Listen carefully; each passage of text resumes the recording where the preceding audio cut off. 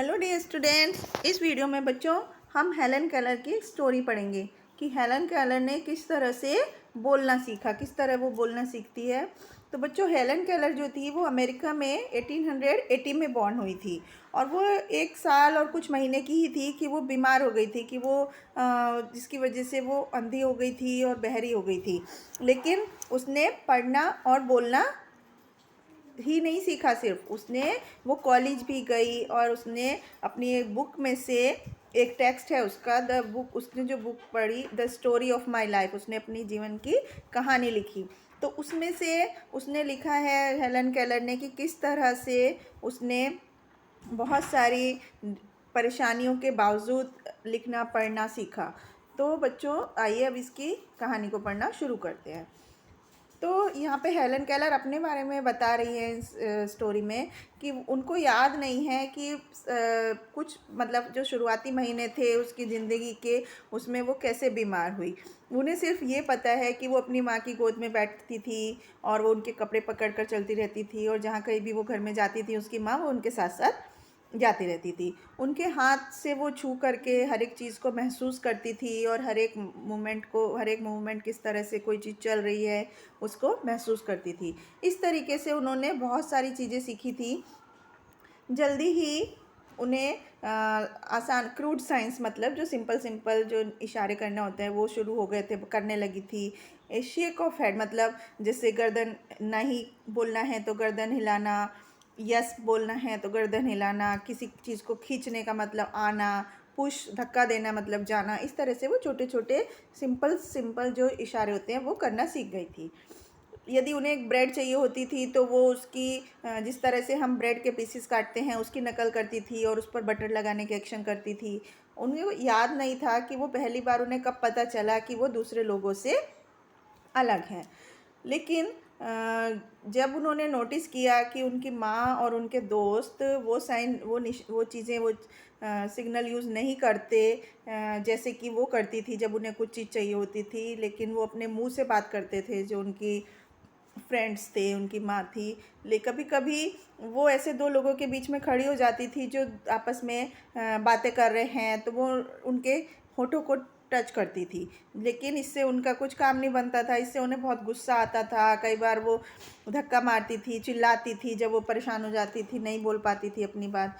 तो इस तरह से the most important day in all my life, यहाँ पर हेलन केलर बोल रही हैं कि उनकी ज़िंदगी का सबसे जो इम्पॉर्टेंट दिन था वो जब वो सिर्फ 7 साल की थी। जब वो 7 साल की हुई तो उन्हें एक टीचर मिली। एक दिन टीचर आई, एनी मैंसफील्ड सुलिवन उनके पास आई और वो शुरुआत से ही उन्होंने, मिस सुलिवन ने उनसे इस तरह से बातें की जैसे वो दूसरे बच्चों के साथ करती थी जो कि सुन सकते थे। तो सिर्फ अंतर इतना था कि वो उनके जो बोलने की बजाय वो उनके हाथ पर उन वर्ड्स को लिखती थी, उन शब्दों को लिखती थी। यदि उन्हें वो चीज़ पता नहीं होती थी वो किस तरह से अपने विचारों को बोल के बताएं, तो वो उनको देती थी। तो इस तरह से बहुत साल बीतते गए और दूसरी इम्पॉर्टेंट चीज़ जो उन्होंने पढ़ना सीखा, तो जैसे ही वो कुछ शब्दों की स्पेलिंग सीख गई तो उनकी टीचर ने उन्हें कार्डबोर्ड के कुछ स्लिप्स दिए। तो उस पर के कुछ प्रिंटेड शब्द लिखे होते थे जो थोड़े उभरे हुए होते थे, उभरे हुए अक्षरों में लिखे होते थे। तो इससे वो टच करके ये जल्दी से वो पढ़ना सीख गई शब्दों को। और इन स्लिप्स ऑफ कार्डबोर्ड, जो गत्ते के ये टुकड़े थे जिन पर उभरे हुए अक्षरों में शब्द लिखे होते थे, इसे वो सही जगह पर लगाकर उनसे सीख जाती थी वो क्या कहना चाहती है। जैसे कि डॉल और बेड, दो शब्द हैं, तो उसको वो डॉल ऑन द बेड इस तरह से लिखकर, इज़ ऑन क्या लिखना है बीच में, बिसाइड क्या लिखना है, इस तरह से वो वर्ड से सेंटेंस बनाना सीख गई थी। और जल्दी ही उन्होंने प्रिंटेड जो किताबें होती हैं उभरे हुए अक्षरों वाली, जिसे ब्रेली बोलते हैं, उसमें पढ़ना सीख लिया था। I always searched for the words I knew, वो हमेशा उन शब्दों को ढूंढती रहती थी जो वो जानती थी, लेकिन वो उन्हें बोल नहीं पाती थी क्योंकि वो सुन नहीं सकती थी। इसलिए वो अपनी माँ की गोद में बैठी होती थी उस पूरे दिन और उनके होठों के मूवमेंट को महसूस करती रहती थी। वो भूल गई थी कि बात किस तरह से करते हैं और अलग अलग तरह की साउंड वो बताती थी, बात निकालती थी। But there was one word, एक शब्द था जो उन्हें याद था कि जब वो एक बच्ची थी तो वाटर को वो वाह वाह ऐसे कर कर बोलती थी। बाद में उन्हें मिस फलर ने सिखाया कि आई शैल नेवर फॉरगेट, कि उन्हें कभी भूलेंगी नहीं the surprise and delight of felt when I spoke my first whole sentence, कि जब वो पहली बार पूरा सेंटेंस बोलना सीखी तो वो उसको कभी नहीं भूलेंगी, उस अचंभे को, उस खुशी को। तो ये क्या था? It is water. ये उन्होंने सबसे पहला सेंटेंस बोला था।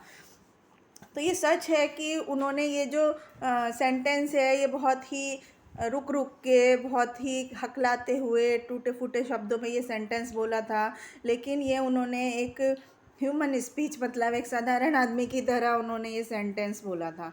तो बच्चों ये था किस तरह से हेलन केलर की ज़िंदगी में स्ट्रगल था, किस तरह से उन्होंने फिर भी हिम्मत नहीं हारी और लिखना पढ़ना सब सीखा, जबकि वो कितनी 1-1.5 साल की उम्र में ही वो ब्लाइंड हो गई थी, बहरी हो गई थी, पर फिर भी उन्होंने अपने हौसले से, हिम्मत से सब सीखा।